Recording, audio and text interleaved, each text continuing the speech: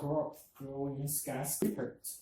By the year 2050, nearly 8% of the Earth's population will live in urban centuries.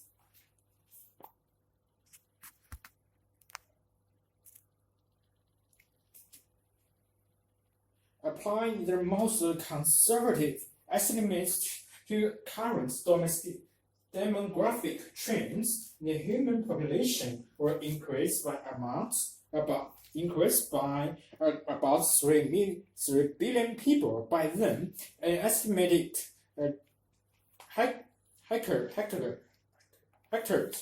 hectares of new land, about 20% larger than Brazil, will be needed to grow enough food to feed them. If traditional farming methods continue as they are practiced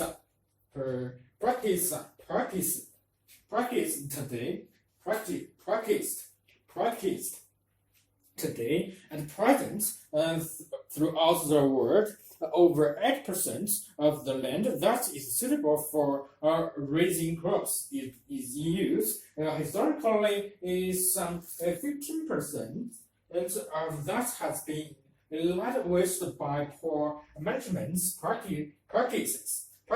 What can be done to ensure enough food for the world population to live on? The concept to indoor farming is not new, since the hothouse production of tomatoes and other produce has been in vogue for some time. What is new is the urgent need to scale up this technology to accommodate another 3 billion people. Many believe an entirely new approach to indoor farming is required, employing cutting-edge technologies. One such proposal is for the vertical farm. The concept is of multi-story buildings in which food crops are growing in environmentally controlled conditions, situated in the heart of urban cities. They would dramatically reduce the amounts of transportation required to bring food to consumers. Vertical farms will need to be efficient, cheap to construct, and safe to operate. If successful implemented, proponents claim vertical farms offer the promise of urban renewal, sustainable production of a safe and varied food supply, and through year-round production of all crops, and the eventual repair of ecosystems that have been sacrificed for horizontal farming. It took humans 10,000 years to learn most of the crops were now taken for granted. Along the way, we despoiled most of the land we worked, often turning verdant natural ecozones into semi-arid deserts. Within that same time frame, we evolved into an urban species in which 60% of the human population now live vertically in cities. This means that for the majority, we humans have shelter from the elements. Yes, we subject our food bearing plants to the rigors of the great outdoors and can do no more than hope for a good worthier year. However, more often than not now, due to a rapidly changing climate, that is not what happens. Massive floods, long droughts, hurricanes, and severe monsoons take their toll each year, destroying millions of tons of valuable crops. The supporters of vertical farming claim many potential advantages for the system. For instance, crops would be produced all year round, and they would be kept in artificially controlled, optimum growing conditions, and there would be no weather-related crop failures due to droughts, floods, or pests. other food could be growing organically, eliminating the need for herbicides, pesticides, and fertilizers. The system would greatly reduce the incidence of many infectious diseases that are acquired at the agricultural interface. Although the system would consume energy, it would return energy into the grid via methane generation from composting non-edible parts of plants. It would also dramatically reduce fossil fuel use by cutting off the need for tractors, plants, and shading. A major drawback of vertical farming, however, is that the plants would require artificial light. Without it, those plants nearest the windows would be exposed to more sunlight and grow more quickly, reducing the efficiency of the system. The single-story greenhouses have the benefits of natural overhead light. Even so, many still need artificial lighting. Lighting a multi-story facility with no natural overhead light would require far more. Generating enough light could be prohibitively expensive. Unless cheap, renewable energy is available, and this appears to be rather a future aspiration than a likelihood for the near future. One variation on vertical farming that has been developed is to grow plants in stacked trays that move on wheels. Moving their trays allows the plants to get enough sunlight. This system is already in operation and works well within a single-story greenhouse with lights reaching it from above. It is not certain, however, that it can be made to work without the overhead natural light. Vertical farming is an attempt to address the undoubted problem that we face in producing enough food for a growing population.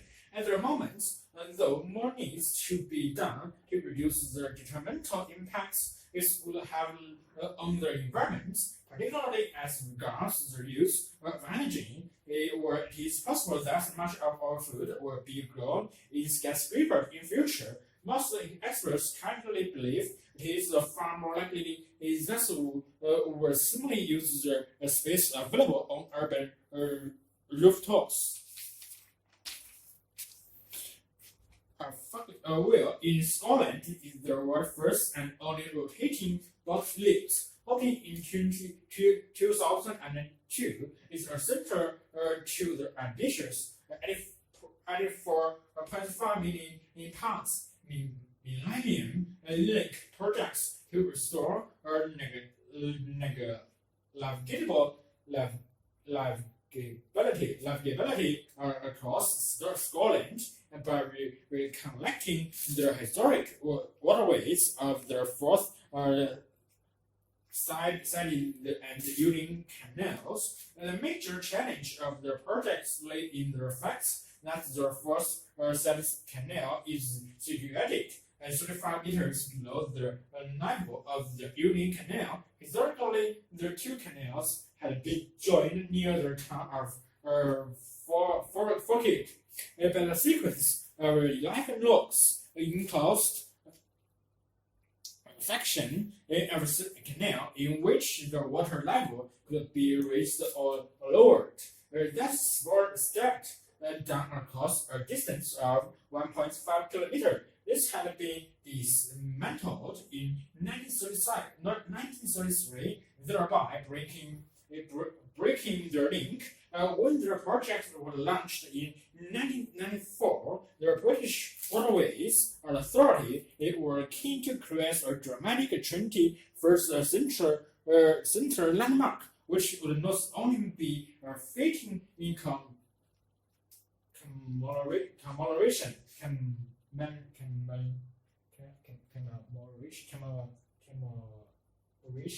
of the millennium, it was also a lasting symbol of the economic regeneration of the region. Numerous ideas were submitted for the projects, including concepts ranging from rolling eggs to titling tanks from giant seesaws to overhead minerals. The eventual winners were planned for their huge rotating steel boss life, which was to become the wheel. The unique shape of the structure is planned to have been inspired by various sources, both man-made and nature. Most notable static double-headed X. It was also the vast turning propeller of shape and the ribcage of the wheel of the spin of fish. The various parts of the forky wheel were all constructed and assembled like one giant to building sites. Partly engineering steelworks in Derbyshire, in some 400 kilometers from Falkirk. A team there carefully assembled the 1,200 tons of steel, painstakingly fitting their pieces together to an accuracy of just 10 millimeters to ensure a perfect final fit. In the summer of 2001, the structure was dismantled and transported on 35 lorries to Falkirk before all being bottled back together again on the ground, and finally lifted into position in 5 large sections. By carrying, the wheel would need to withstand immense and constantly changing stresses as it rotated. And so, to make the structure more robust, the steel sections were bottled rather than welded together. Over 45,000 bottle holes were matched with their bolts, and each bolt were hand tightened. The wheel consists of 2 sets of opposing X-shaped arms attached about 25 meters apart to a fixed center beam. To dynamically opposite the water-filled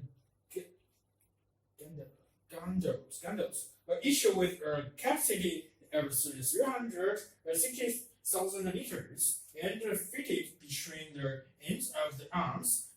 These gondolas are with the same whether or not they are carrying boats. This is because, according to Archimedes' principle of displacement, floating objects displace their own weight in water. So when a boat enters a gondola, the amount of water leaving the gondola is exactly the same as the boats. This keeps the wheel balanced, and so, despite its enormous mass, it rotates through 188 degrees in 5.5 minutes. We're using very little power. It takes just 1.5 kilowatts hours of energy to rotate the wheel, roughly the same as boiling a small domestic kettle of water, also needing to be lifted up into the canal basin at the level of the fourth canal, and then into the lower gondolas of the wheel. To hydraulic seal gates are raised so as to seal the gondolas off from the water in the canal basin. The water between the gates is then pumped out. Hydraulic clamp, which prevents the arms of the wheel moving where the gondolas is docked, is removed, allowing the wheel to turn. In the central machine room, and an array of the hydraulic motors then begins to rotate the central axle. The axles connects to the outer arms of the wheel, which begin to rotate at the speed of 1/8 of the revolution per minute. As the wheel rotates, the gallons are kept in the upright position by the simple gearing system. Two 8-meter wide cogs orbits are fixed in a cog of the same width, connected by two smaller cogs traveling in the opposite direction to the outer cogs, so ensuring that the gallons always remain level. When the gallons reach the top, the bus passes straight onto the aqueducts situated 24 meters above the canal basin. The remaining 11 meters of the lift needed to reach the yielding canal is achieved by means of a pair of locks. The wheel could not be constructed to elevate both over the 35-meter difference between the two canals, owing to the presence of the historical importance autonomy yawl, which was built by the Romans in the 2nd century AD. Boats travel under this wall via a tunnel, then through the locks, and finally onto the Union Canal. Such is our dependence of fossil fuels, and such is the volume of carbon dioxide already released into the atmosphere. Thus, many experts agree that significant global warming is now inevitable. They believe that the best we can do is keep it at a reasonable level, and at present, the only serious option for doing this is cutting back on our carbon emissions. Thus, where a few countries are making major strides in this regard, the majority are having great difficulty even stemming the risk of increase, let alone reversing it. Consequently, an increasing number of scientists are beginning to explore the alternative of geoengineering, a term which generally referred to the international large-scale manipulation of the environment. According to its proponent, geoengineering is the equivalent of a backup generator. If Plan A, reducing our dependency on fossil fuels, fails, we require a Plan B, employing grand schemes to slow down or reverse the process of global warming.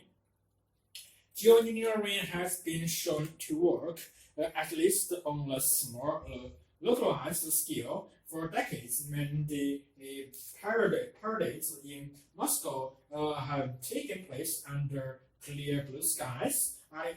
Aircraft having deposited dry ice, silver in aludite, and cement and powder to disperse clouds. Many of their schemes now suggested look to do the opposite and reduce the amount of sunlight reaching the planet. The most eye-catching idea of all this is suggested by Professor Roger Angel of the University of Arizona. His scheme would employ up to 16 trillion minutes spacecraft, each weighing about 1 gram, into form as transparent sunlight reflecting in some shade in orbit 1.5 million kilometers above the Earth. This could argue reduce the amount of light reaching the Earth by 2%. The majority of geoengineering projects so far carried out, which include planting forests in deserts and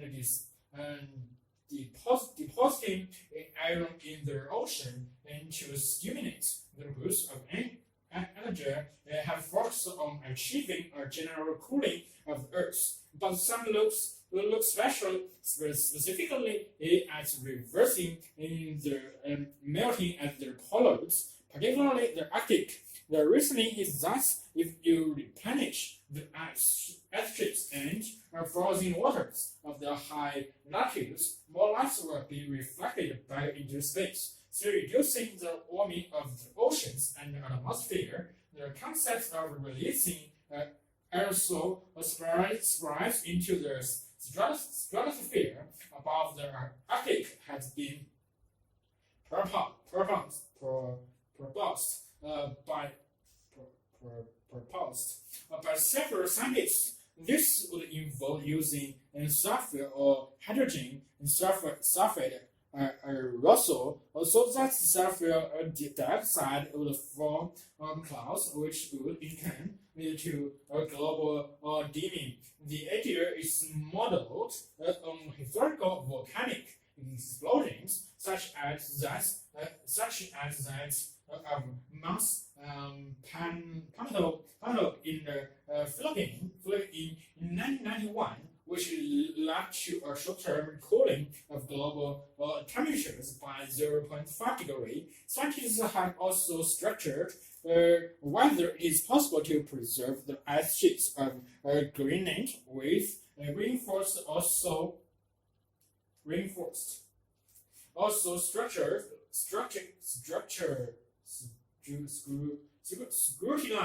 scrutinized whether it is possible to preserve the ice sheets of Greenland with reinforced high-tension cables, preventing icebergs from moving into the sea. Meanwhile, in the Russian Arctic, geoengineering plans include the planting of millions of beech trees, whereas the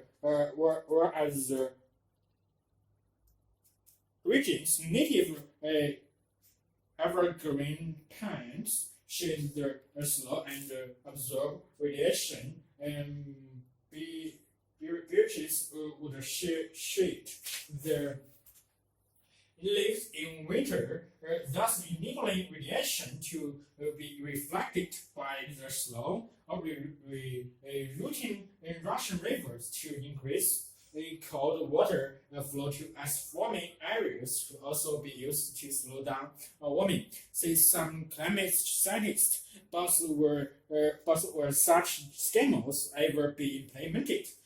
Generally speaking, those who are most cautious about geoengineering and other scientists involved in the research. Angel says that his plan is no substitute for developing renewable energy. The only permanent solution, and Dr. Philip Russell of the US-based Pacific Northwest National Laboratory is equally guarded about the rule of geoengineering. I think all of us agree that if we were to end geoengineering on a given day, then the planet would return to its pre-engineered condition very regularly and probably within 10 to 20 years. That's certainly something to worry about. The U.S. National Center for Atmospheric Research has already suggested that the proposal to inject sulfur into the atmosphere must affect rainfall patterns across the tropic and the Southern Ocean.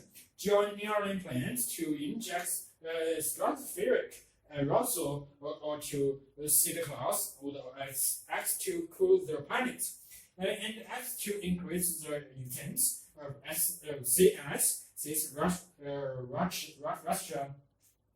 But other models suggest some impacts on the distribution of participation. A further risk with geoengineering projects is that you can overshoot, says Dr. Dan Newt from the University of Bristol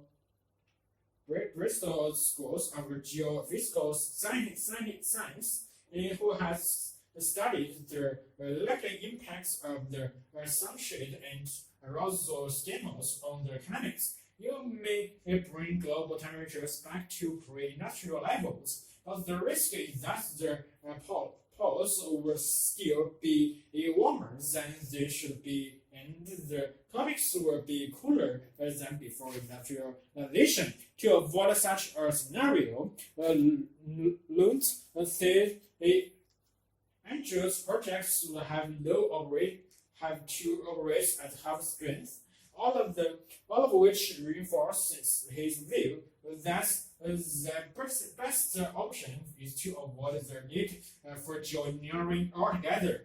The main reason why geoengineering is supported by many in the scientific community is that most researchers have little faith in their have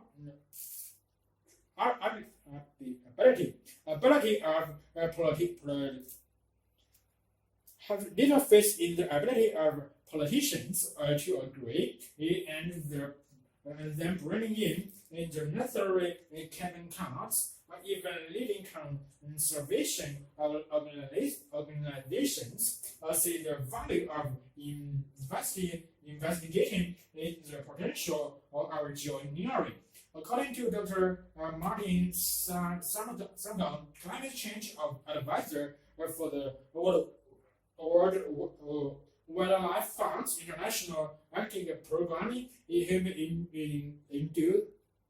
induced climate change has brought humanity to a position where we should thinking thoroughly about this topic and its possibilities.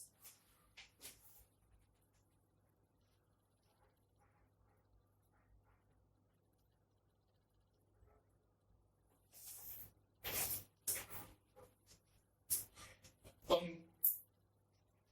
19 July 1545, English and French fleets were engaged in a sea battle off the coast of South England in the area of water called the Solent, between Portsmouth and the Ielts of which among the English vessels was a warship by the name of Mary Rose, built in Portsmouth some 35 years earlier. She had had a long and successful fighting career and was a favorite of King Henry VIII. Accounts of what happened to the ship vary, where witnesses agree that she was not hit by the French. In some mention, some maintain that she was overlanded and sailing too low in the water. Others that she was mishandled by undisciplined crew was undisputed. However, is that the Maros sank into the Solent that day, taking at least 500 men with her. After the battle, attempts were made to recover the ship, but this failed.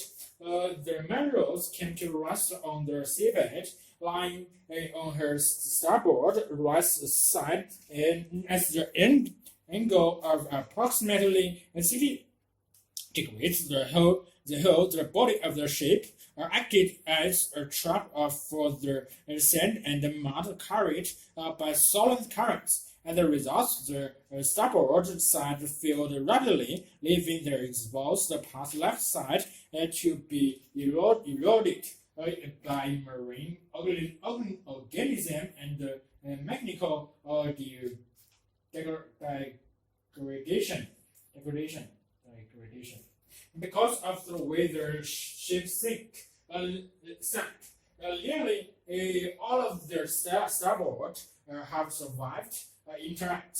During the 7th and 8th centuries, the entire sides become covered with a layer of a hard gray clay, which minimized further erosion. Then, on June 1836, some fishermen in the Solent found that their equipment were caught on underwater obstruction, which turned out to be the Marios. Diver John Denny happened to be exploring another sinking ship nearby, and the fishermen approached him, asking him to free their gear. Denny dived down and found the equipment caught on the timber, protruding slightly from the seabed. Exploring further, he uncovered several other timbers and bronze gun, and Danny continued diving on the sites intermittently until 1840, recovering several more guns, 2 boats, various timbers, parts of pump, and various other small finds. The Marios then fade into obscurity for another 100 years, but in 1965, military survey and major diver Alexandra Mackey, in conjunction with the British Sub-Aquatic Club, initiated projects called Solent Ships. Were on paper, these were a plan to examine a number of known ranks in the solids. What Mackey really hoped for was to find the Marios. Ordinary search techniques proved unsatisfactory, so Mackey entered into collaboration with Hart, a professor of electrical engineering at the Institute of Technology. In 1967, Edgerton and Sun-skin sonar systems revealed a large and unusually shaped object, which AI believed was a Marios. Further excavations revealed the stray pieces of timber and an iron gun, but the climax to the operation came when on 5 May 1971, part of the ship's frame was uncovered. Eric and his team now knew for certain that they had found the wreck, but were as yet unaware. That is also housed a treasure trove of beautifully preserved artifacts. Interest in the project grew, and in 1979, the Marios Trust was formed with Prince Carlos as its president, and Dr. Martins, who is archaeological director.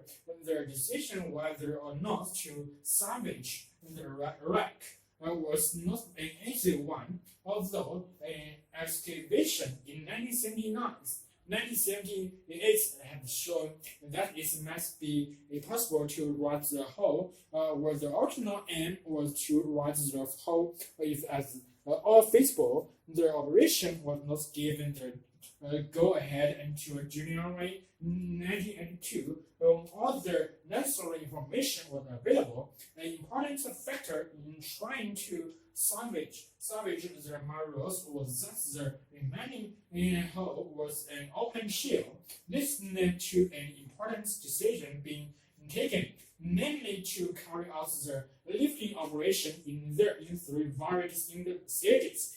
The hull was attached to a lifting frame via a network of bolts and lifting wheels. The problem of the hull being sucked back downwards into the mount was overcome by using 12 hydraulic jackets, and this rise is a few centimeters over a period of several days, and the lifting frame rose slowly on its 4 legs. This was only when the hull was hanging freely from the lifting frame, clear of the seabed and the suction effects of the surrounding mount, that the salvage operation progressed to the second stage. In this stage, the lifting frame was fixed to a hook attached to a crane, and the hull was lifted completely clear of the seabed and transferred underwater into the lifting corridor. This required a precise positioning to locate the legs into the starboard gauge of the lifting corridor. The lifting corridor was designed to fit the hull using archaeological survey drawings, and was fitted with airbags to provide additional cushioning for the hull's delicate timber framework. The third and final stage was to lift the entire structure into the air, by which time the hull was also supported from below. Finally, on 11 October 1982, millions of people around the world held their breath as the timber skeleton of the mariners was lifted clear of the water, ready to return home to Portsmouth.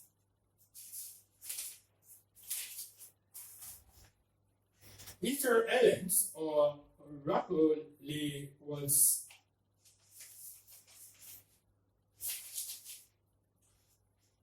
as is known locally, is home to several hundred ancient human statues. The mummy. After this remote Pacific island was settled by the Polynesians, it remained isolated for centuries. All the energy and the resources that went into the mine,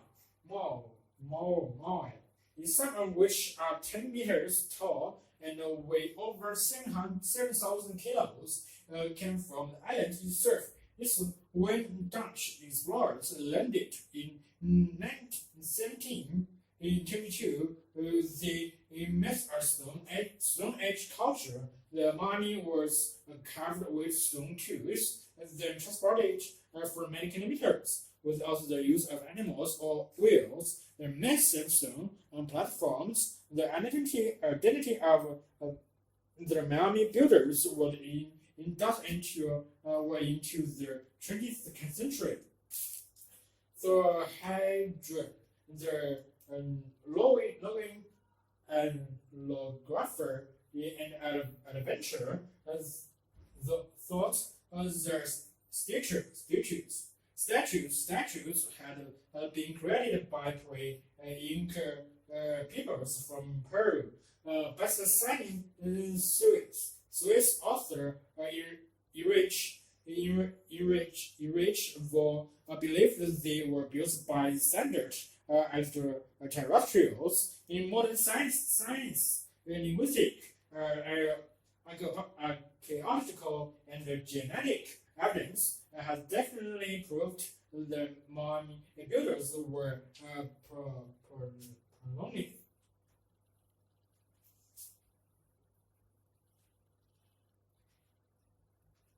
Polynesian, but not how they moved their creations. Local folklore maintains that their statues worked, where researchers have tended to assume their ancestors dragged their statues somehow using ropes and logs. When the Europeans arrived, Rapper was grassland with only a few scrolling trees. In the 1970s and 1980s, though, researchers found pollen preserved in neat segments, which proved the island had been carved in lush palm forest for thousands of years. Only after the Polynesian arrived did those forests disappear. U.S. scientist Jerry Diamond believed that the American people are descendants of Polynesian ancestors erected their own environments. they had unfortunately settled on extremely fragile island, dry, cold, and too remote to be properly fertilized by wind-blown volcanic ash. When the islanders cleared the forest for firewood and farming, and the forest didn't go back. As trees become scarce and they could no longer construct wooden canals for fishing, and they experienced soil erosion decreased their crop yields. Before Europeans arrived, the Russians has descended into civil war and cannibalizing. It maintains the collapse of their isolated civilization and demand writers. This was the case scenario for what may lie ahead of us in our own future. The things accelerated. Their self-destruction. Diamond interprets them as a power displays by rival chieftains who trapped on a remote life island lacked other ways of asserting in their dominance, and they complete by building ever bigger figures. Diamond thinks they like their mommy on wooden sledges, hauled over log rails, but that required both a lot of wood and a lot of people. To feed their people, even more land had to be cleared. When the wood was gone and civil war began, the islanders began toppling their mommy. By the 9th century, none were standing.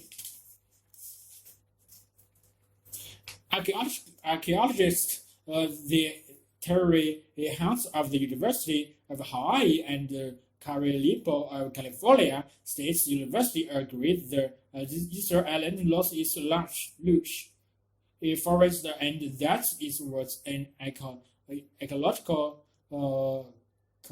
catastrophe, but they believe that islanders themselves wasn't to blame, and the mining certainly wasn't. Archaeological excavations indicates that the rebels went to heroic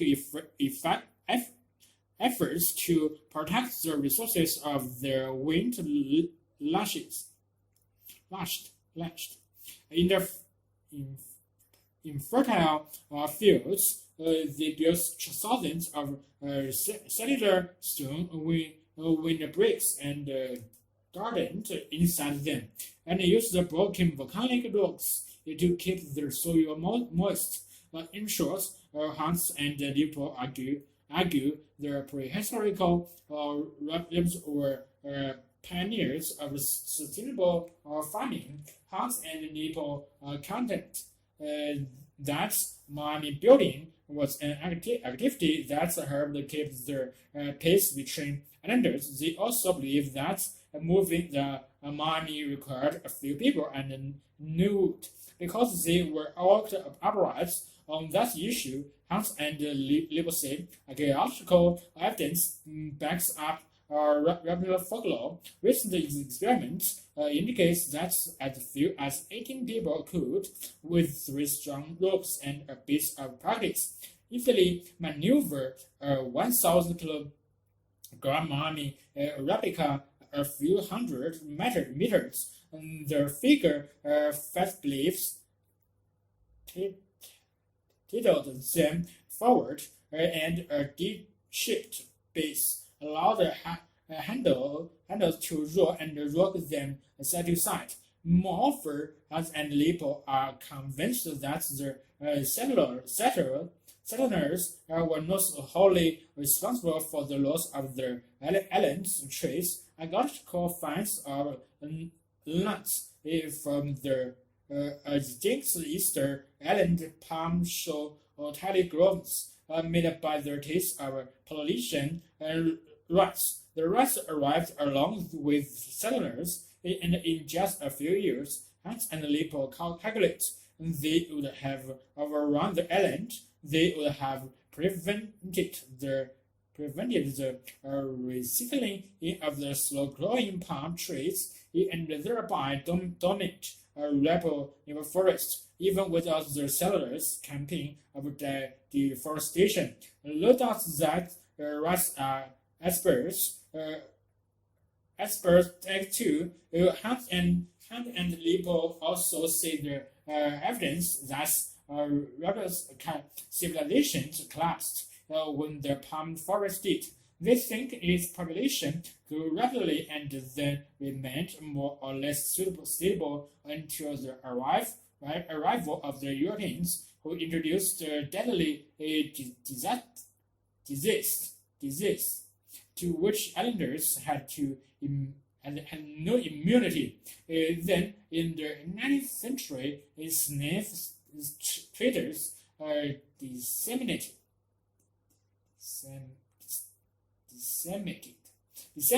the population with shrivels to 111 people by 1877.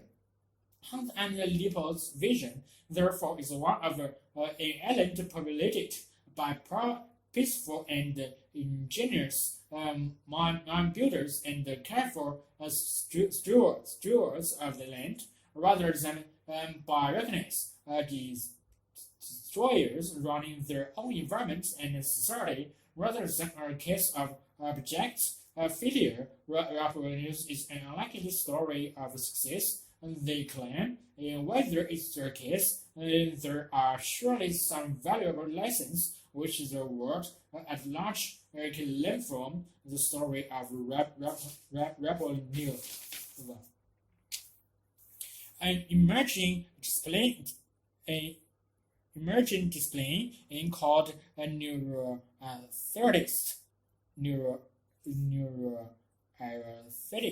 is seeking to bring a scientific objectivity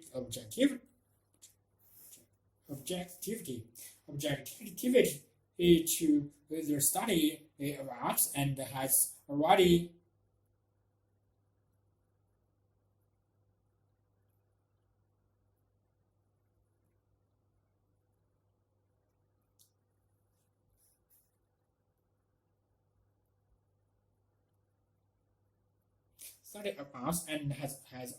given us a better understanding of many masterpieces, but the blurred imagery of impressionist patterns seem to stimulate their brains.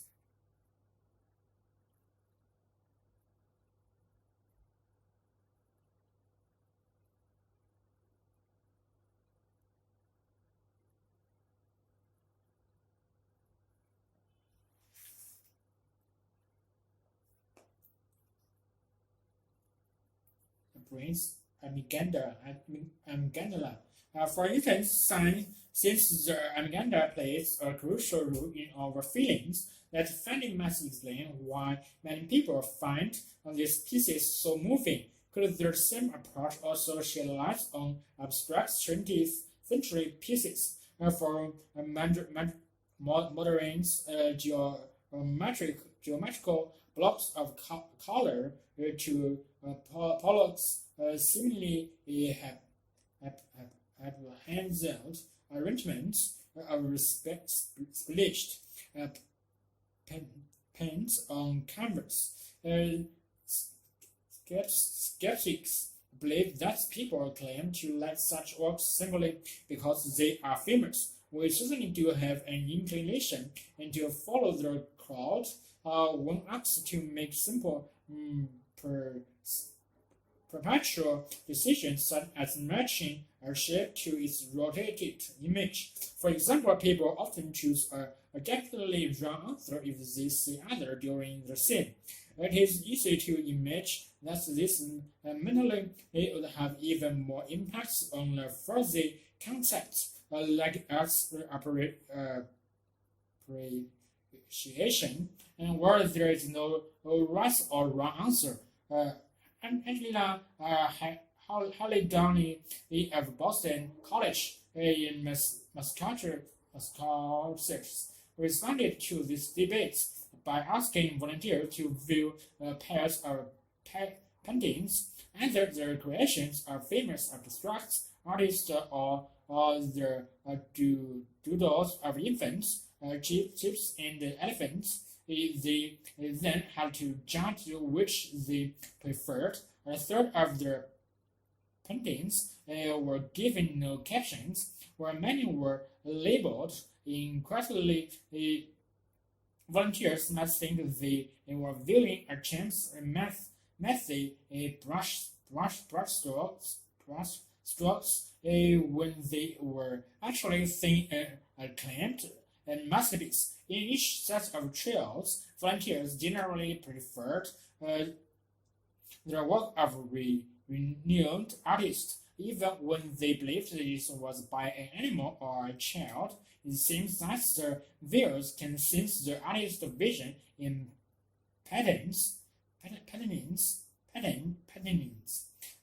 if they can't explain why. Robert Perot, an artist based at Cardiff University, creates ambiguous works that are neither entirely abstract nor clearly representational. In one study, Perot and his collaborators asked volunteers to decide how powerful they considered an artwork to be and whether they saw anything familiar in the pieces. The longer they took to answer these questions, the more highly they rated their pieces under scrutiny, and the greater the nature of gifting, it would seem that the brain sees these images as puzzles, and the harder it is to decipher their meaning. The more rewarding is the moments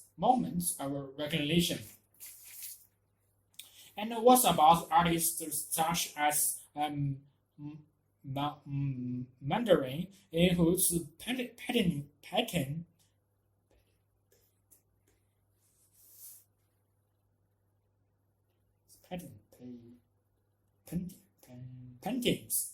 paintings consist exclusively of horizontal and vertical lines encasing blocks of color. Modern's works are deceptively simple, but eye-tracking studies confirm that they are meticulously composed, and that simply rotating a piece radically changes the way we view it. When the originals, volunteers' eyes tend to stay longer on certain places in their image, but with their altered visions, they would flit across a piece more rapidly. As a result, the volunteers considered the altered versions less placeable when they later read the work. In a similar study, Ocean Vartan of University asked the volunteers to compare original paintings with ones which he had altered by moving objects around within their frame. He found that almost everyone preferred the original, whether it was a still life or an abstract by Mario. Volunteers also found that changing the composition of their paintings reduced activation in those brains in areas linked with meanings and interpretation. In other experiments, Alex Forsins of the University of Liverpool analyzed the visual intricacy of different pieces of art, and her results suggest that many artists use a key level of detail to place their point too little and their work is boring, but too much results in a kind of perceptual overload, calling into for what's more appealing in pieces both abstract and representational, show signs of fractals, repeated motifs recurring in different scales. Fractals are common throughout nature. For example, in the shapes of mountain peaks or the branches of trees, it is possible that our visual system, which evolved in the Greece outdoors, finds it easier to process such patterns. It's also intriguing that the brain appears to process movements when we see a handwritten letter, as if we are replying the writer's moments of creation. This has led some to wonder whether Pollock's works feel so dynamic because their brain reconstructs the energetic actions that the artist used as their painted. This may be done to our brain's mirror neurons, which are known to mimic others' actions. Their hypothesis will need to be thoroughly tested. However, it must even be the case that we could use aesthetic studies to understand the longevity of some pieces of artwork or their fashions of their time, and that shape what is currently popular works. Popular works that are best adapted to our visual system may be the most likely to linger once the trends of previous generations have been forgotten. It's still earlier days for the field of neuroaesthetic, and these studies are probably only a taste of what is to come. It will, however, be foolish to reduce art's appreciation to a set of scientific laws. We shouldn't underestimate the importance of the style of a particular artist and their place in history and the artistic environments of their time. Abstract art offers both a challenge and the freedom to play with different interpretations. In some ways, it's not so different to science, where we are constantly looking for systems and decoding meaning so that we can view and appreciate the world in a new way.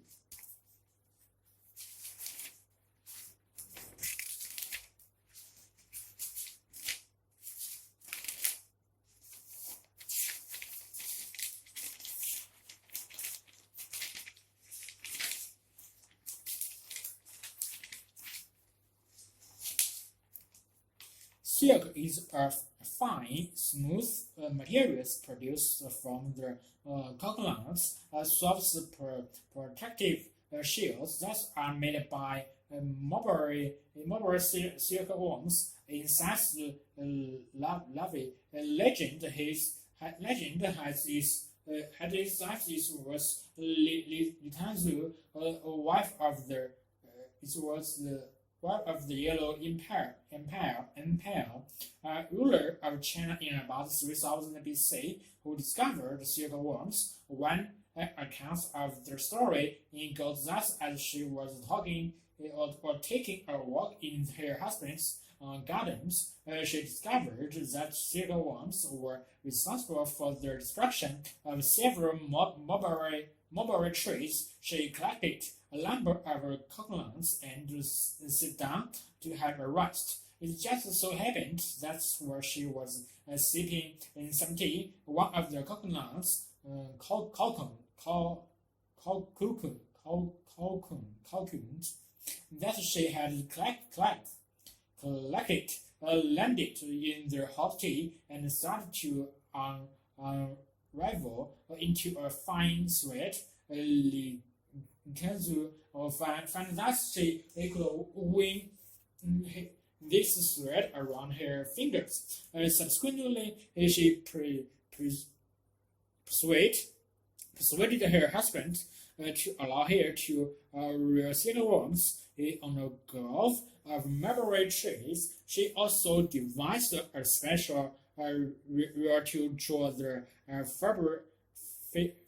fibers from the cocoons into a single thread so that they would be strong enough to be woven into fabric. While it is unknown just how much of this is true, it's certainly known that silk cultivation had existed in China for several millennia.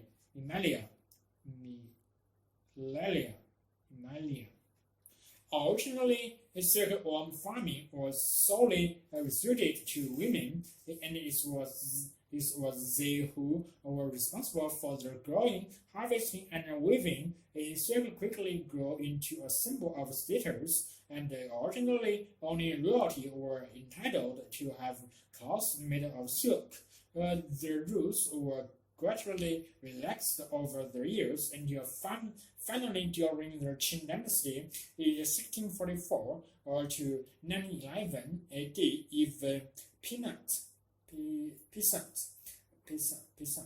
The lowest castle were also entitled to wear silk.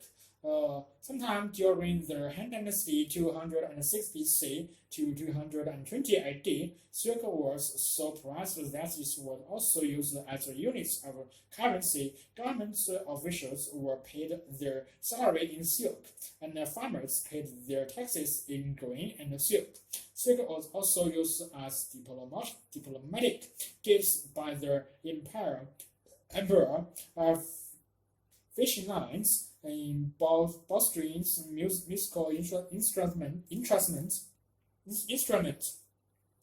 and the paper were all made using silk. The earliest indication of silk paper being used was discovered in the tomb of the Lobo, who is estimated to have died around 168 AD. A demand for this exotic fabric eventually created the lucrative trade routes now known as the Loan and the Silk Road, taking silk westward and bringing in gold, silver, and wood to the east. This was named the Silk Road after this most precious commodity, which was considered to be worth more than gold. The Silk Road stretched over 6,000 kilometers from eastern China to the Mediterranean Sea, following the Great Wall of China and climbing in the Pamir mountain range, crossing modern-day Afghanistan and going on to the Middle East, with a major trade markets in Damascus. From there, the merchandise were shipped across the Mediterranean Sea. Few merchants traveled the entire route. Goods were handled mostly by a series of middlemen, with the mulberry silkworm being native to China. The country was the world's sole producer of silk for many hundreds of years. The secrets of silk making eventually reached the rest of the world via the Byzantine Emperor, which ruled over the Mediterranean region of southern Europe, North Africa, and the Middle East during the period 330 to 1453 AD. According to another legend, monks working for the Emperor Justina smuggled silkworm eggs to constrained in 550 AD, concealed inside hollow bone walking canals, or as secretive as the Chinese. However, and for many centuries, the weaving and trading in a silk fabric was a strict imperial monopoly. Then in the 7th century, the Arabs conquered Persia, capturing their magnificent skills in their process. Silk production thus spread through Africa, Sicily, and Spain as the Arabs swept through these lands and Andalusia in southern Spain was Europeans' main silk producing center in the 10th century. By the 13th century, however, Italy had become Europeans' leader in silk production and exports.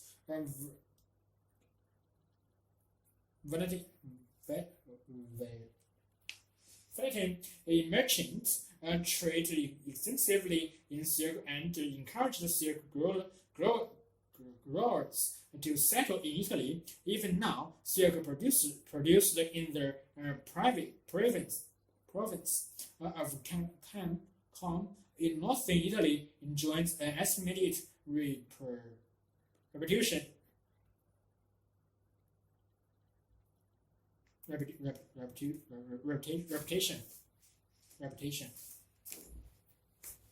The 19th century and the industrialization and so the downfall of the European silk industry, cheaper Japanese silk trade in which was greatly facilitated.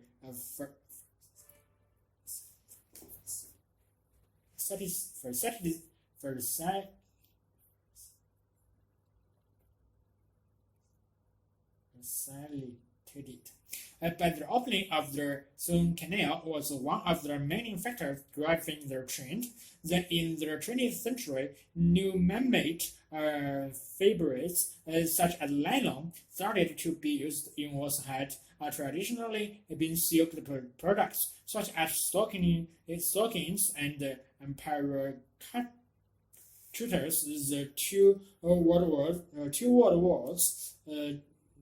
The two world wars, which interrupted the supply of raw materials from Japan, also stifled the European silk industry. After the Second World War, Japan's silk production was restored with improved production and quality of raw silk. Japan was to remain the world's biggest producer of raw silk, and particularly the only major exporter of raw silk. Until the 1970s, however, in more recent decades, China has gradually recaptured its position as the world's biggest producer and exporter of raw silk and silk yarn. Today, around 125,000 metric tons of silk are produced in the world, and almost 2/3 of that production takes place in China.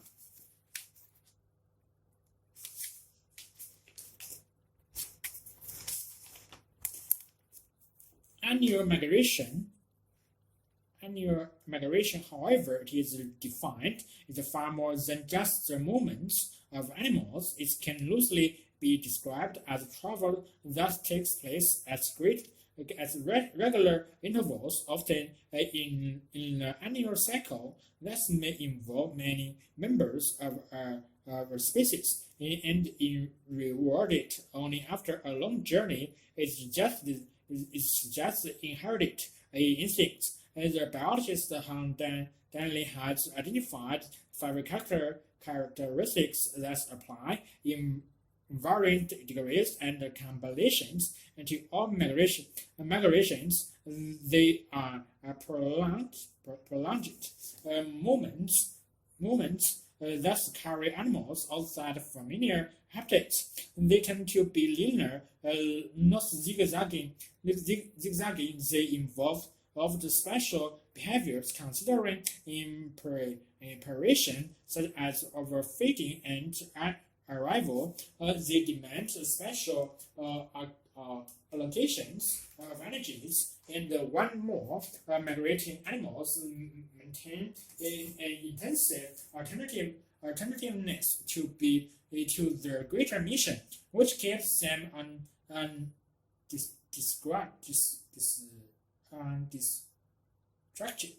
distracted by temptations and undeterred by changes that would turn other animals aside. An Arctic turn on its 20,000 kilometer fast from the extreme south of South America to the Arctic Circle were taken no notice of a necessarily herring offered from bird watchers both along the way, where the local gullets were dive culturally for such hangouts. Their 10 flights on why the Arctic turns resist this destruction because it is driven at that moment by an instinctive sense of something we humans find admirable, a larger purpose. In other words, it is determined to reach its destination. The bird thinks that it can eat, rest and mate later, but now it is totally focused on their journey. Its undivided intent is its arrival, reaching some gravely a coastline in the Arctic, upon which other Arctic turns have convert will serve its larger purpose as shaped by evolution, finding a place, a time, and a set of circumstances which it can successfully hitch and rear offspring. But migration is a complex issue, and biologists define it differently, depending in parts on what sorts of animals they study. Joe Berger of the University of Montana, who works on the American prolonged and other larger terrestrial mammals, prefers what he calls a simple practical definition suited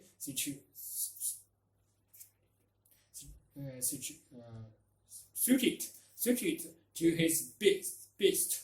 Movements from a seasonal home area way to another home area and back again. Generally, the reason for such seasonal back and forth movement is to seek resources that aren't available within a single area year-round.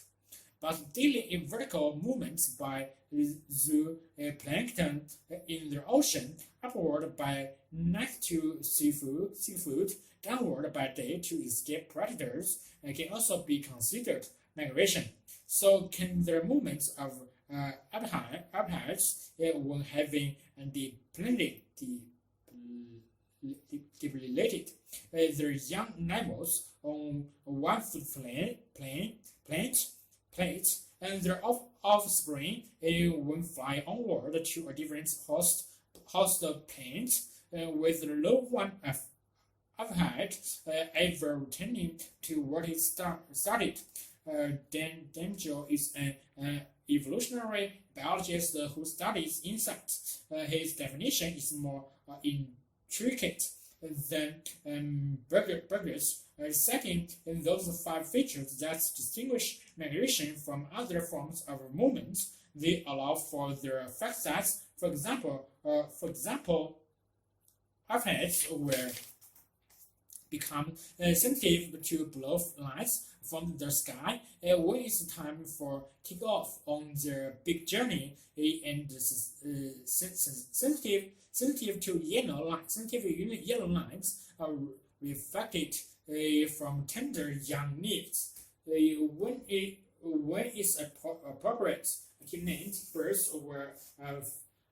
fatten themselves with heavy feeding in advance of a long migrational flights, and the value of this definition, then Daniel argues, is that it focuses attention on what's the phenomenon of wild beast migration shares with the phenomenon of the amphibians, and therefore helps guide researchers towards understanding how evolution has produced them all. Human behavior, however, is having a detrimental impact on animal migration in the prolonged, which resemble an antelope, though they are unrelated.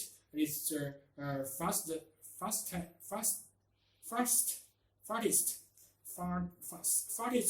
land mammal of the New World, one population which spends the summer in the mountainous Grand Teton National Park of the western USA. It follows a narrow route from its summer range in the mountains across a river and down onto the plains. Here, the without the frozen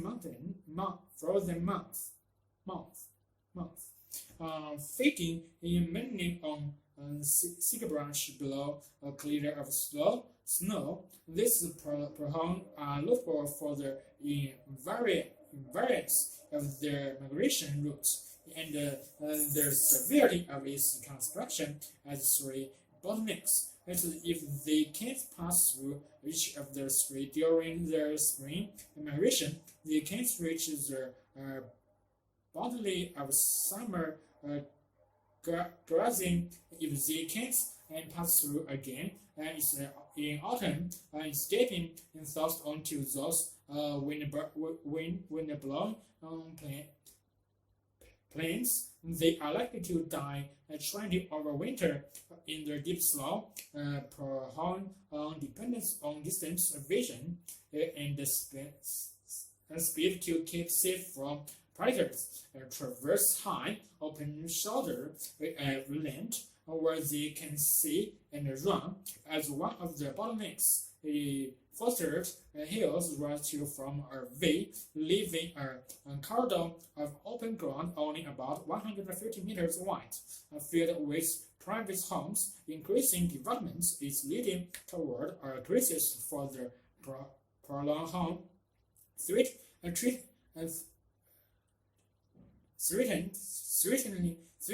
to choke off their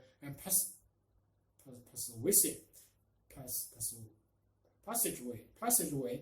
Conservation scientists, along with some biologists and land managers within the USA National Park Service and other agencies, are now working to preserve migrational behaviors, not just species and habitats. A national forest has recognized the path of the prolonged, much of which passes across its land as a protected migration corridor, but neither the Forest Service nor the Park Service can control what happens on private land and is a bottleneck. And with certain other migrating species, their challenge is communicated further by vastly greater distance traversed, more jurisdiction, and more borders, and more dangers along the way. We will require wisdom and resoluteness, and to ensure that migrating species can continue their journey in a while longer.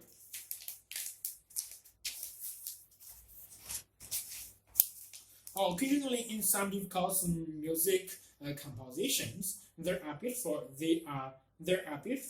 but easy parts so simple a beginner could play them. So it is with mathematics as well. There are some discoveries in advanced mathematics that do not depend on specialized knowledge, not even on algebra, geometry, or trigonometry. Instead, they may involve at most a little arithmetic, such as the sum of two odd numbers is even, and common sense. Each of the eight chapter in this book illustrates this phenomenon, and one can understand every step in the reasoning. And their thinking in each chapter uses at most only a elementary arithmetic, and sometimes not even that. Thus, all readers will have their chance to participate in their mathematical experience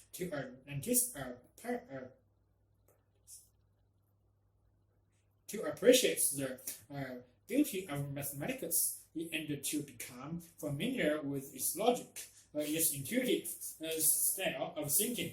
One of my purpose is writing this book is to give readers who haven't had the opportunity to see and enjoy real mathematics and their chance to appreciate the mathematical way of thinking. I want to reveal not only some of their fascinating discoveries, but more importantly, the reasoning behind them. In that respect, this book differs from most books on mathematics written for the general public. Some present in the lives of colorful mathematicians, others describe important applications of mathematics. Yes, others go into mathematical producers, but assume that the reader is adept in using algebra. I hope this book will help reach the notorious in game that separates the two cultures, the humanities and the scientists, or should I say the right brain, intuitive, and the left brain, analytical, numerical, as their chapters will illustrate. Mathematics is not restricted to the analytical and numerical intuition in place a significant role. The alleged gap can be narrowed or completely overcome by anyone, in part because each of us is far from using the full capacity of either side of the brain to illustrate our human potential. I cite a structural engineer who is an artist, an electrical engineer who is an opera singer, who published mathematical research, and a mathematician who publishes short stories. Other scientists have written books to explain their fields to non-scientists, but have not necessarily had to omit their mathematics. Although it provides the fundamental of their theories, the reader must remain a spectator rather than an involved participant, since the appropriate language for describing the details in much of science is mathematics. Whether the subject is extending the universe,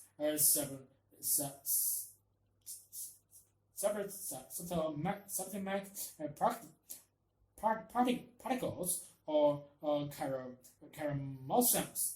So the broader outline of a scientific theory can be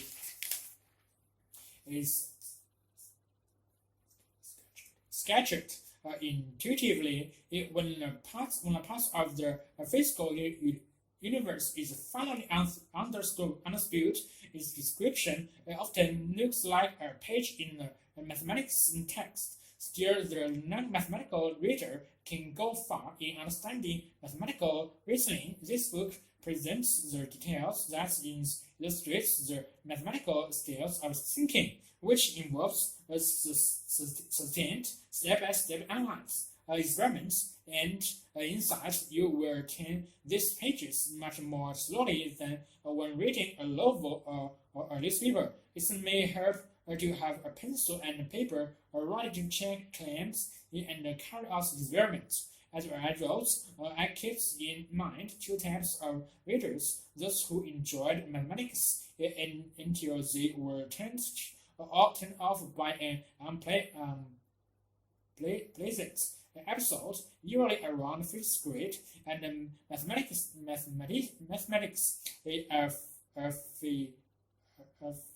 aficionados who will find much that is new throughout the book. This book also serves readers who similarly want to sharpen their analytical skills. Many careers, such as law and medicine, require extended process analysis. Each chapter offers practice in following a sustained and closely argued line of thought. Thus, mathematics can develop this skill is shown by these two testimonials. A physician wrote, "The discipline of analytical thought process in mathematics prepared more extremely well for medical school. In medicine 1 is faced with a problem which must be thoroughly analyzed before a solution can be found. The process is similar to doing mathematics. A lawyer made the same point. Although I had no background in law, not even one political science course, I did well at one of the best law schools. I attribute more of my success there to having learned through the study of mathematics, and in particular theorems, how to analyze complicated principles. Lawyers who have studied mathematics can master the legal principles in a way that most others cannot. I hope you will share my delight in watching as simple, even naive questions lead to remarkable solutions are purely theoretical discoveries find unanticipated applications.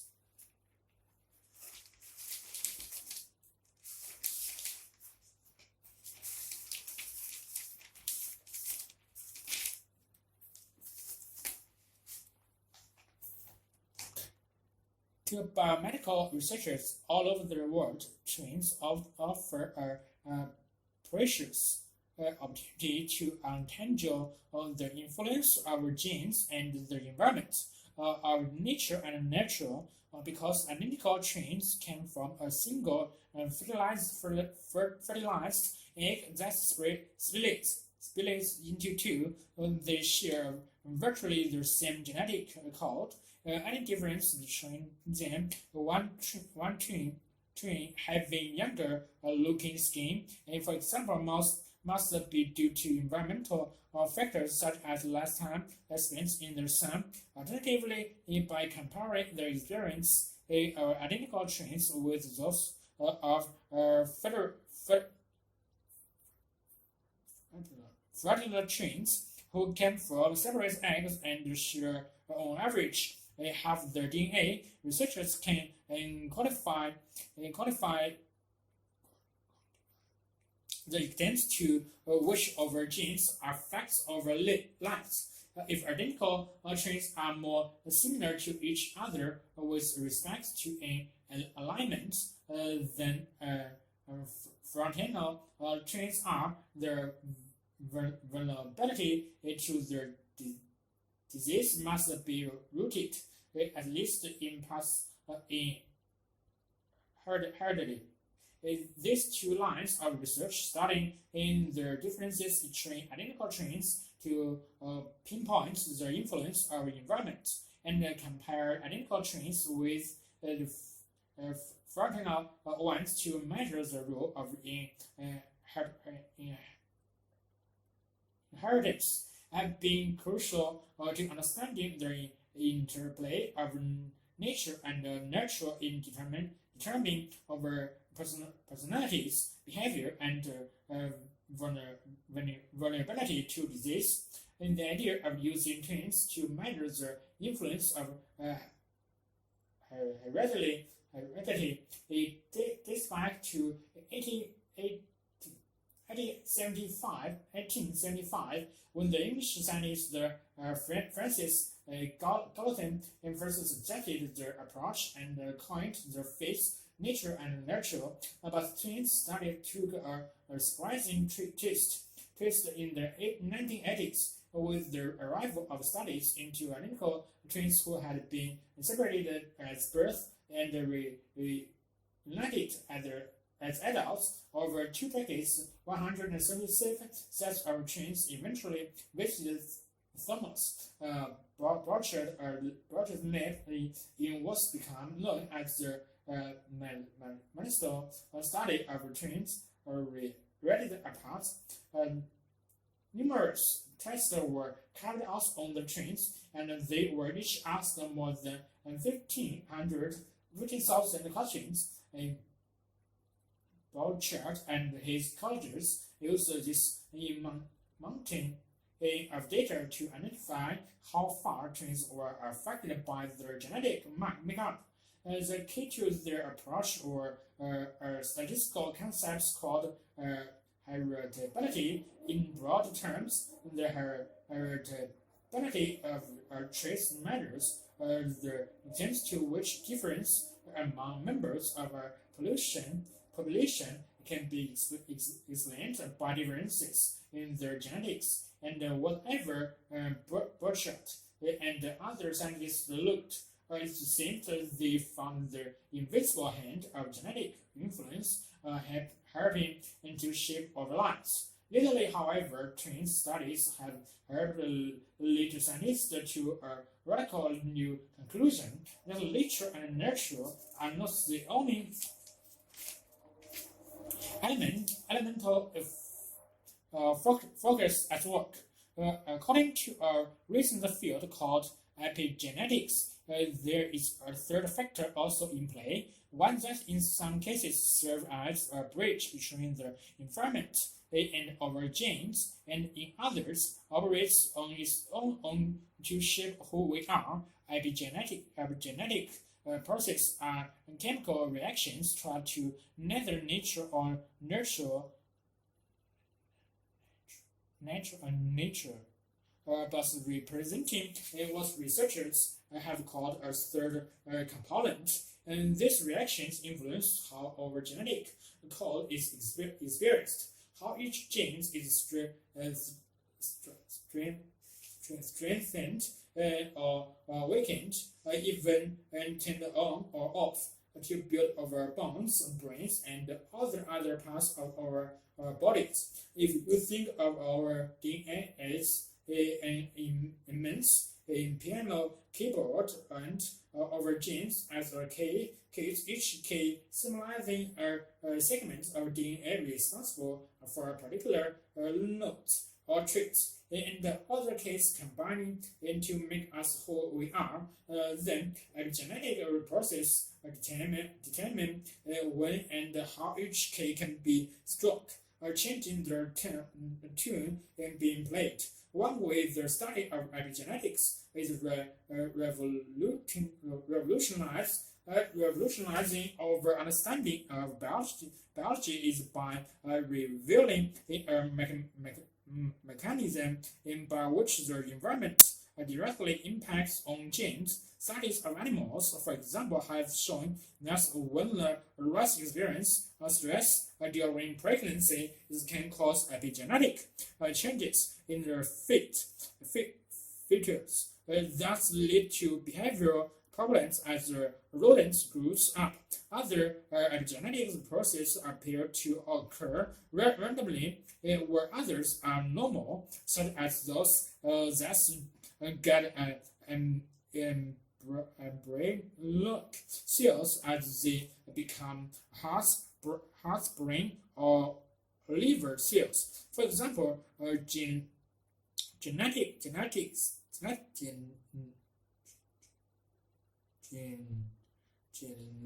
sadist. Dennis Arias has worked with many trains over the years and thought deeply about what train studies have taught us.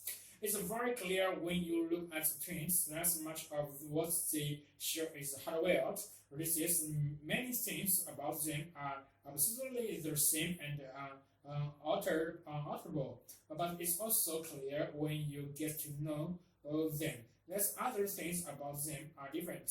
Epigenetics is the origin of a lot of those differences. In my view, read critics Thomas Bouchard as work for today's huge in train studies. How he was the trailblazer.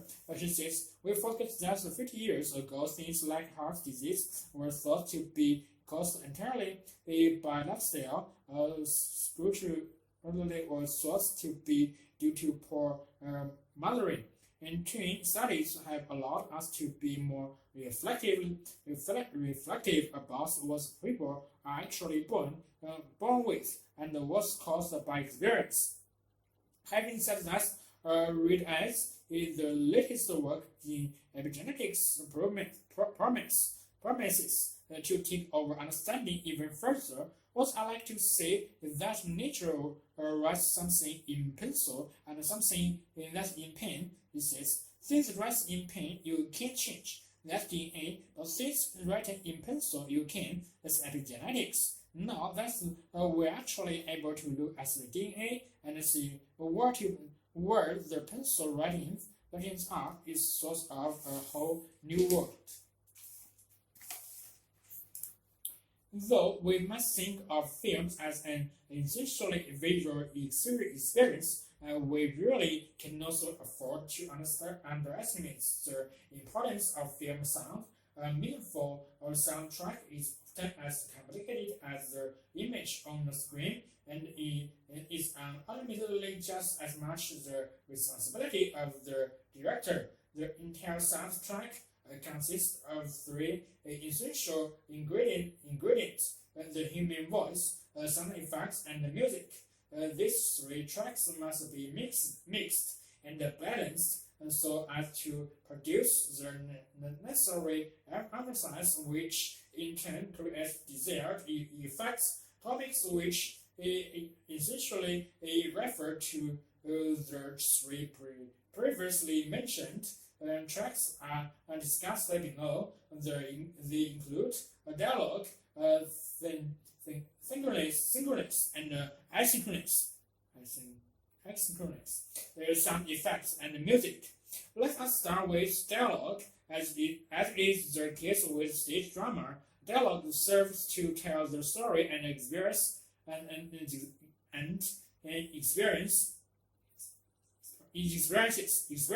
feelings and motivations of characters as well. Often with film characterization, the audience perceives little or no difference between the character and the actor. Thus, for example, the actor Humphrey Bogart is the character Sam Spade. Film personality and life personality seem to merge. Perhaps this is because the very texture of a performer's voice supplies the elements of the character. When voice textures fits the performer's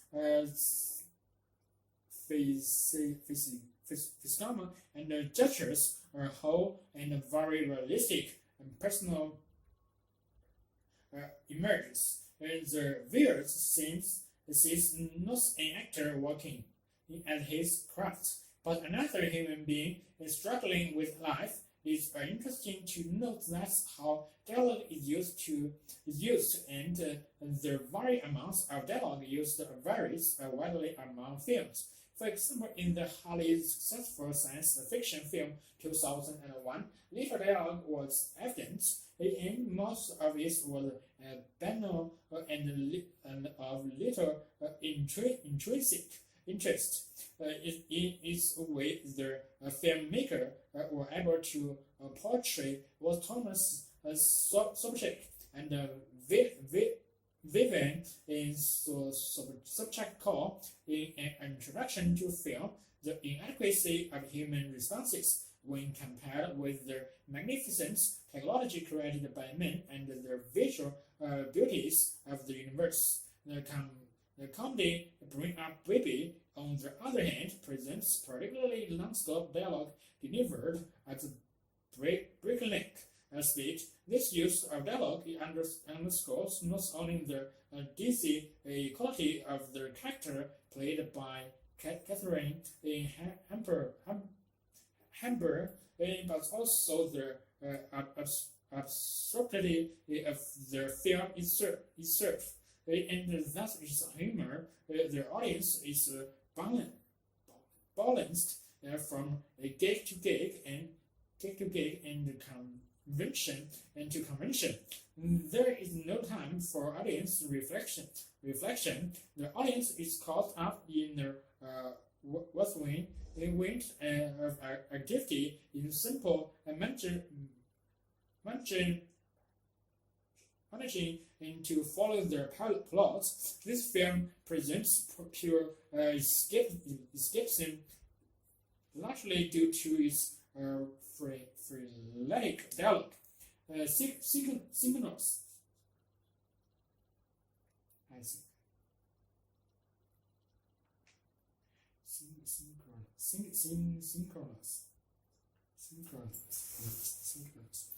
The sound effects are those sounds which are synchronized.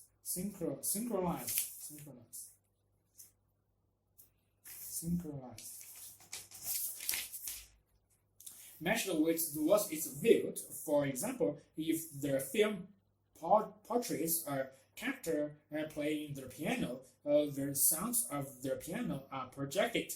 Synchronous.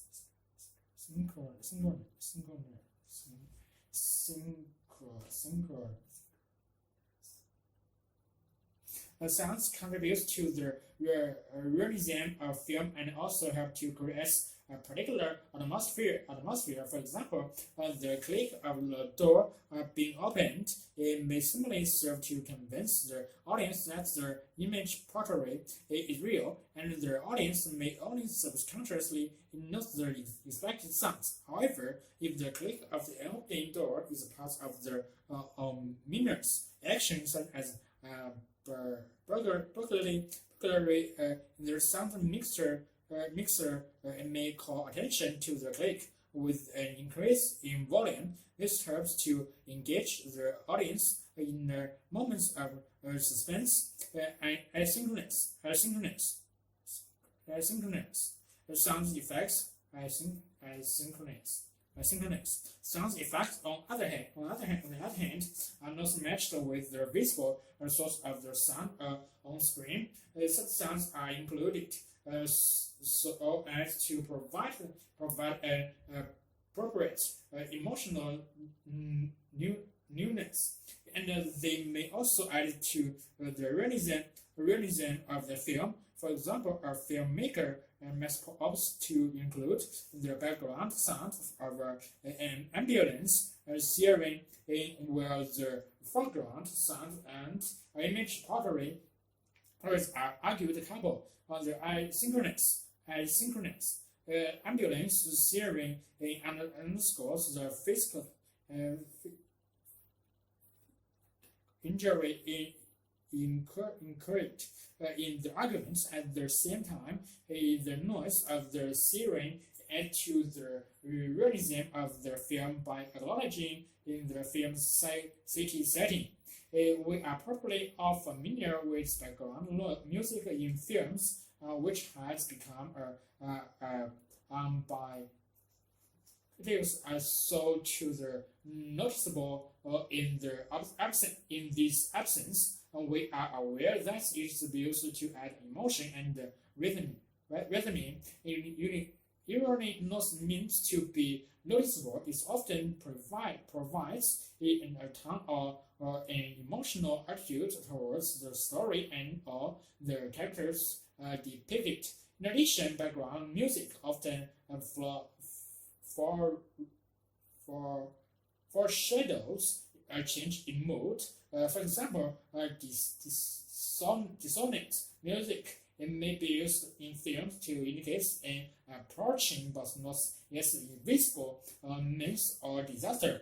Background music may aid viewers' understanding by linking in scenes. For example, a particular musical scene or threat with an individual character or situation may be repeated at various points in a film in order to remind the audience of salient motives or ideas. Film sounds compares conventions and innovations, and we have come to expect an acceleration of music during car chase and quickly adults in horror movies. Yes, it is important to note as well that sound is often brilliantly conceived. The effects of sound are often largely subtle and often are noted by only our subconscious mind. We need to foster an awareness of film sounds as well as film space, so as to truly appreciate an art form that sprang into life during the 20th century, the modern film.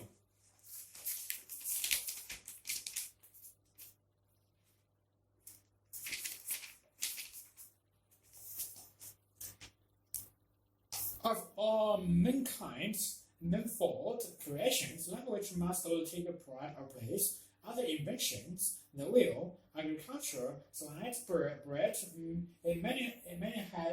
may have transformed our material existence, but the advance of language is what made us human. Compared to language, all other inventions pale in significance, since everything we have ever achieved depends on language and originates from it. With a language, we could never have embarked on our essence to unparalleled power over all other animals and even over nature itself. But language is foremost, not just because it came first. In its own right, it is a tool of extraordinary sophistication. It's based on an idea of ingenious simplicity. This maneuvers inventions of composing out of 25 or 30 sounds that's infinite a variety of expressions which rest having in themselves no likeness to what is in our mind, allow us to disclose to others its whole secrets, and to make unknown to those who cannot penetrate. It's all that we image, and other various strings in our soul. This was how in 1660, in the renowned French grammarians of their portfolio Abbé near Versailles distort the essence of language, and no one since has celebrated and more eloquently the magnitude of its achievements. Even so, there is just one flaw in all these prize for the homage to language's unique accomplishments.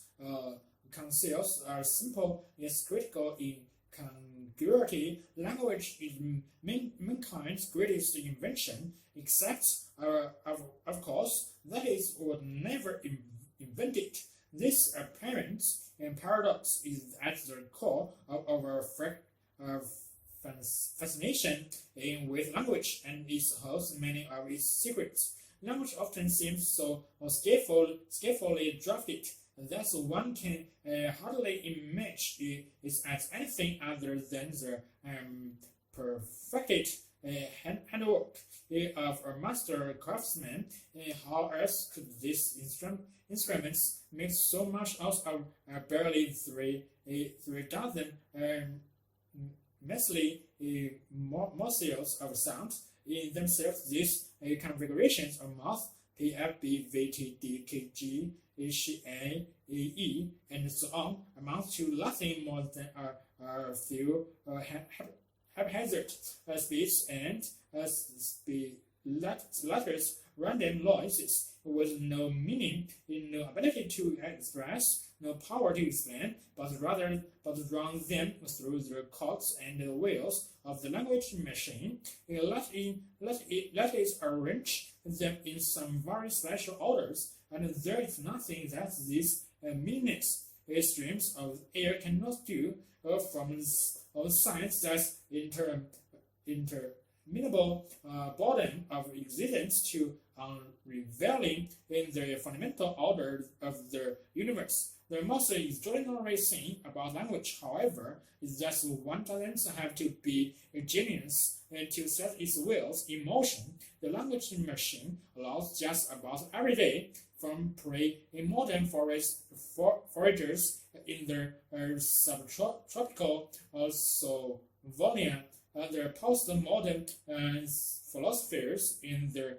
submarine spiral, to tie these meaningless sounds together into an influence variety of subtle things, and all apparently without the slightest exertion, and yet it is precisely this deceptive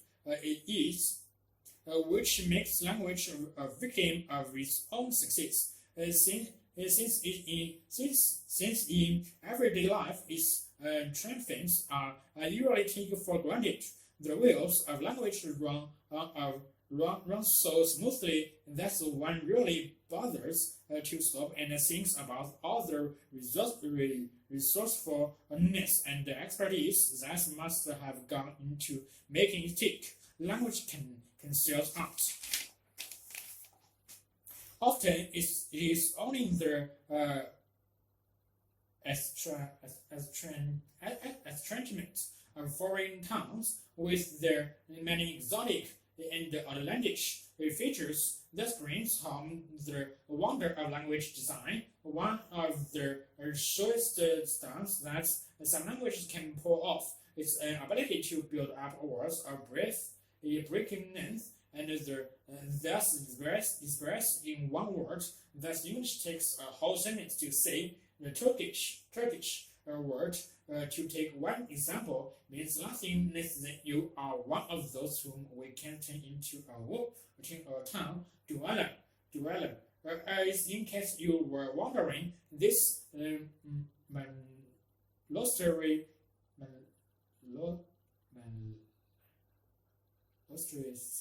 it really is one word, not merely many different words squished together. Most of its components cannot even stand up on their own, and if there sounds like someone of freak, then consider summary the language spoken on the banks of the empiric some 5,000 years ago by the people who invented writing and thus enable the documentation of history. Summaries work like when they had made their suitable for here must seem rather trim compared to the Turkish colossals above. What is so impressive about it, however, is not its lengthiness, but rather the reserve, the thrifty, compactness of its construction. The word is made up of different slots, each corresponding to a particular portion of meaning. This slack design allows single sounds to convey its useful information, and in fact, even the absence of sound has been enlisted to express something specific. If you were to ask which bits in the summaries word corresponding to the pronoun is in English, at least when he had made it suitable for her, then the answer would have to be nothing. Mind you, a very particular kind of nothing is the nothing that stands in the empty slots in the middle. The technology is so fine and that even a long sound, when carefully placed in a particular position, had been invested with a specific function. Who could possibly have come up with such a nifty contraption?